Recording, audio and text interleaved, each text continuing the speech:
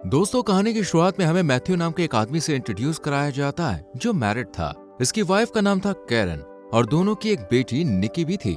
शादी के कुछ साल गुजरने के बाद भी मैथ्यू और कैरन का लड़ाई झगड़ा बना रहता था। मैथ्यू जिस कंपनी में जॉब करता था वो कंपनी मैथ्यू को पैसिफिक के एक आइलैंड पर भेज देती है और फिर मैथ्यू हमें अपनी पूरी स्टोरी सुनाता है और कहानी फ्लैशबैक में पहुंच जाती है, जहाँ पे हम कैरन और मैथ्यू को लड़ते झगड़ते देखते हैं। कैरन काफी रूड एरोगेंट टाइप की लेडी थी, लेकिन मैथ्यू को इसका ये बिहेवियर पसंद नहीं आता था, इसलिए दोनों में कुछ खास नहीं बनती थी। मैथ्यू की इस मुश्किल भरी जिंदगी में उसका सहारा था उसका दोस्त जिसका नाम था विक्टर। ये दोनों एक ही ऑफिस में काम करते थे और इन दोनों के बीच काफी अच्छी दोस्ती थी। विक्टर डिवोर्स्ड था और अपनी बेटी जेनिफर के साथ रहता था। जेनिफर की उम्र मैथ्यू की बेटी निकी के बराबर ही थी, यानी कि 17 साल। मैथ्यू की मैरिड लाइफ देखकर विक्टर को काफी खुशी होती थी कि उसने अपनी वाइफ को डिवोर्स देकर इस लड़ाई झगड़े से पहले ही अपनी जान बचा ली और आज जेनिफर ही इसकी पूरी दुनिया है। जेनिफर बहुत ज्यादा खूबसूरत है जो जिंदगी के हर एक पल को खुलकर जीती है। जिस तरह मैथ्यू और विक्टर अच्छे दोस्त थे,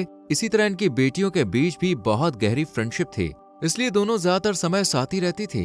ये दोनों फैमिलीज वेकेशन मनाने के लिए ब्राजील के रियो में जाने का फैसला करती हैं। सब लोग इसके लिए रेडी होते हैं, पर कैरन यहाँ भी सीन क्रिएट कर देती है और मैथ्यू से कहती है कि मैं कुछ वक्त अपने लिए निकालना चाहती हूँ ताकि मैं जान सकूं कि मुझे असल में क्या चाहिए। कैरन की बात सुनकर मैथ्यू विक्टर से यहीं छोड़कर अपनी दोनों बेटियों के साथ रियो के सफर पर निकल पड़ते हैं और कुछ देर में रियो पहुंच जाते हैं। यहाँ ये लोग एक रिजॉर्ट में ठहरते हैं। निकी और जेनिफर को रहने के लिए कमरा दिया जाता है और दोनों खुशी से इस रूम को शेयर करती हैं। जेनिफर निकी से कहती है कि मुझे तुम्हारे डैड बहुत पसंद है, बचपन में वो मेरा क्रश हुआ करते थे। इस पर निकी गुस्सा न करते हुए कहती है कि वो पहले मेरे भी क्रश थे और मैं उन्हें बहुत पसंद करती थी। दोनों दोस्त अपनी अपनी फीलिंग्स बिना किसी हिचकिचाहट के एक दूसरे के साथ शेयर करती हैं। वहीं दूसरी तरफ हम विक्टर और मैथ्यू को देखते हैं जो बीच का मजा लूटने जाते हैं और जब यहाँ का रंगीन माहौल देखते हैं तो इनकी आंखें खुली की खुली रह जाती हैं, क्योंकि इनके सामने कई सारी टॉपलेस लड़कियां थीं जिनका गोरा गोरा बदन देखकर इनके भी अरमान जाग जाते हैं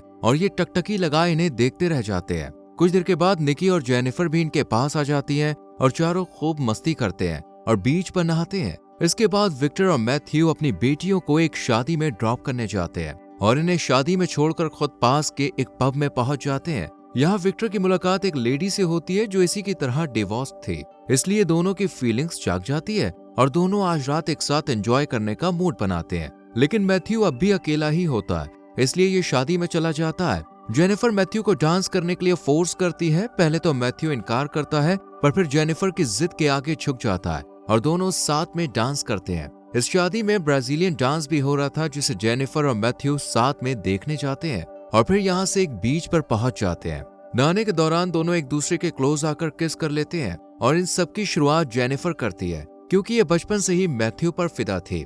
बीच के पास जेनिफर और मैथ्यू को किस करते हुए निकी भी देख लेती है और उसे ये सब काफी ऑकवर्ड लगता है। मैथ्यू और जेनिफर दोनों लोगों की नजरों से बचने के लिए बीच के सुनसान इलाके में चले जाते हैं और जेनिफर मैथ्यू के करीब आने की कोशिश करती है, लेकिन मैथ्यू मना कर देता है और जेनिफर को याद दिलाता है कि तुम मुझसे 25 साल छोटी हो। लेकिन जेनिफर को एज डिफरेंस से कोई मतलब नहीं था, इसलिए ये मैथ्यू के साथ इंटीमेट होने की तमन्ना जाहिर करती है। जब जेनिफर की जिद ज्यादा बढ़ जाती है तो मैथ्यू भी उम्र भूलकर जेनिफर को किस कर लेता है और फिर दोनों यहीं पर इंटीमेट होते हैं। इसी बीच विक्टर भी अपनी नई पार्टनर के साथ घूमता हुआ आ जाता है, लेकिन इससे पहले ये इन दोनों को देख पाता है, ये दोनों छुप जाते हैं। मैथ्यू अपने शरीर को ढकने के लिए रेत के अंदर लेट जाता है, जबकि जेनिफर दूर छुप जाती है। मैथ्यू को यूं रेत में ढका देख विक्टर इसकी वजह पूछता है। मैथ्यू कहता है कि इस तरह लेटने में काफी मजा आ रहा है। विक्टर अपनी पार्टनर को लेकर यहाँ से चला जाता है और इस तरह मैथ्यू और जेनिफर दोनों बच जाते हैं। विक्टर के जाने के बाद जेनिफर मैथ्यू के पास आती है और उससे अपने प्यार का इजहार करती है, पर मैथ्यू इस बात का कोई जवाब नहीं देता। इधर हम विक्टर को अपनी पार्टनर के साथ देखते हैं। ये दोनों होटल के एक रूम में फुल एंजॉय कर रहे होते हैं और विक्टर आज रात इसी लेडी के साथ स्पेंड करता है। इन्हीं की तरह मैथ्यू और जेनिफर भी दोनों इस रात को एंजॉय करते हैं और पूरी रात एक साथ बिता देते हैं। अगले दिन की नई शुरुआत के साथ साथ मैथ्यू कल रात की बातों को भूलने की कोशिश करता है, क्योंकि मैथ्यू नहीं चाहता था कि विक्टर को जेनिफर और उसके रिश्ते के बारे में पता चले। इससे इन दोनों की दोस्ती भी टूट सकती थी, इसलिए मैथ्यू जेनिफर से दूर रहने का फैसला करता है। मैथ्यू जब अपनी शेव बना रहा होता है तो जेनिफर इसके पास आ जाती है और इसे किस करने लगती है, लेकिन मैथ्यू को ये सब सही नहीं लग रहा था, इसलिए ये जेनिफर को रोकता है, पर जेनिफर मैथ्यू को अपनी अदाओं में उलझाकर उसे भी किस करने पर मजबूर कर देती है। और फिर ये दोनों विक्टर के साथ ब्रेकफास्ट करने बैठ जाते हैं। जेनिफर अपने फादर के सामने भी चोरी छिपे मैथ्यू को तंग करती रहती है और मैथ्यू खुद को कंट्रोल करता रहता है। इसके बाद विक्टर और मैथ्यू दोनों लंच बनाने लगते हैं और इसी बीच विक्टर मैथ्यू को बताता है कि मेरी बेटी जेनिफर ने मुझसे एक प्रॉमिस किया है। इस पर मैथ्यू से प्रॉमिस के बारे में जानने की कोशिश करता है और विक्टर कहता है कि जेनिफर ने मुझसे कहा था कि जब भी वो किसी लड़के के साथ रिलेशन में आएगी तो सबसे पहले वो मुझे इन्फॉर्म करेगी। विक्टर को पूरा भरोसा था कि जेनिफर अपने पसंदीदा लड़के के बारे में उसे जरूर बताएगी। ये बात सुनने के बाद मैथ्यू को थोड़ा अजीब फील होता है क्योंकि जेनिफर ने इस प्रॉमिस के साथ साथ विक्टर का ट्रस्ट भी चकनाचूर कर दिया था। रात में निकी एक लड़के को लेकर घर आती है जो कि एक आर्टिस्ट था और अब ये दोनों रिलेशन में थे, इसलिए निकी सबसे मिलवाने के लिए इसे घर लाती है और फिर दोनों रूम में चले जाते हैं। इधर विक्टर, जेनिफर और मैथ्यू तीनों साथ बैठकर डिनर करते हैं, लेकिन इसी बीच जेनिफर टेबल के नीचे से मैथ्यू को टच करना शुरू कर देती है। मैथ्यू को जेनिफर के इस बर्ताव से काफी अजीब लगता है क्योंकि सामने विक्टर भी बैठा था जो इन सबसे अनजान था, पर जेनिफर को तो अब किसी का डर ही नहीं था। मैथ्यू इसे रोकने की कोशिश करता है और फिर रात में दोनों एक साथ झूले में लेटे होते हैं। जेनिफर जब मैथ्यू से पूछती है कि तुम्हें मेरे फादर से इतना डर क्यों लगता है, तो मैथ्यू के पास कोई जवाब नहीं होता और फिर जेनिफर मैथ्यू के साथ मेकआउट करती है और दोनों इस रात को भी साथ बिताते हैं और ऐसा ही चलता रहता है। निकी के रूम में उसका पार्टनर उसके साथ रहने लगता है और इस बहाने जेनिफर को मैथ्यू के साथ रहने का मौका मिल जाता है। एक दिन मैथ्यू जेनिफर से विक्टर को किए गए प्रॉमिस के बारे में पूछता है। इस पर जेनिफर काफी क्लेवर रिप्लाई देती है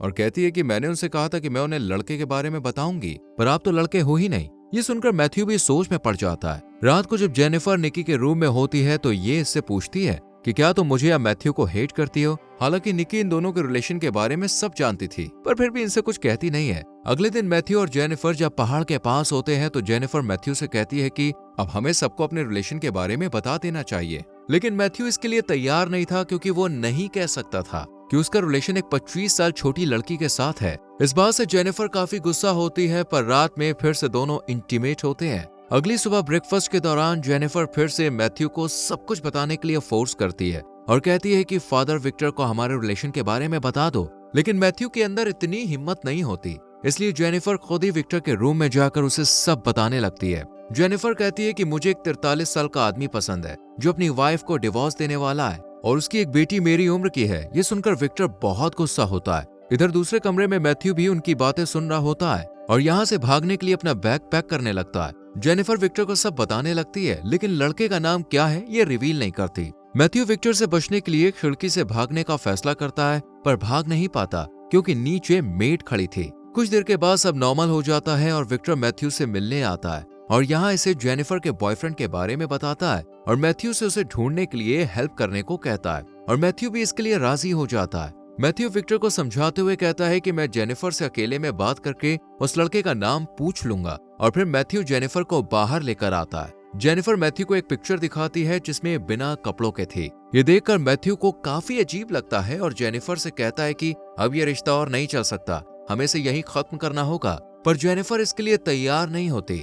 विक्टर मैथ्यू से मिलकर जेनिफर के बारे में पूछता है, पर मैथ्यू के पास इसका कोई जवाब नहीं होता। इस पर विक्टर कहता है कि एक बार अगर मुझे उस आदमी का नाम पता चल गया ना तो वो मेरे हाथों जिंदा नहीं बचेगा। यही विक्टर को एक बूढ़े आदमी पर डाउट होता है और विक्टर इसे पीटने के लिए जाने लगता है, पर मैथ्यू उस आदमी को बचा लेता है। विक्टर मैथ्यू को चाकू दिखाकर कहता है कि मैं उस आदमी को इसी से मारूंगा। देर रात जब निकी घर आती है तो मैथ्यू उससे सवाल करता है कि आखिर तुम इतनी रात तक किसके साथ घूमती हो। निकी कहती है कि मैं क्यों बताऊं, आप भी तो कुछ नहीं बताते। मैथ्यू इसे यकीन दिलाता है कि वो इस सब में सिर्फ फंसा हुआ है, लेकिन निकी से कहती है कि सब ठीक हो जाएगा। अगले दिन विक्टर को जेनिफर की डायरी में उसकी बिन कपड़ों की फोटो मिलती है और साथ ही उस आदमी से रिलेटेड कुछ जानकारी भी मिलती है। शाम को मैथ्यू और विक्टर उस आदमी की तलाश में एक शादी में जाते हैं और यहाँ विक्टर एक आदमी को पकड़कर उसे बुरी तरह से पीटने लगता है और इस सब में विक्टर भी जख्मी हो जाता है। ये देखकर जेनिफर अपने फादर पर काफी गुस्सा करती है और इसी बीच यहाँ होटल का मैनेजर आ जाता है।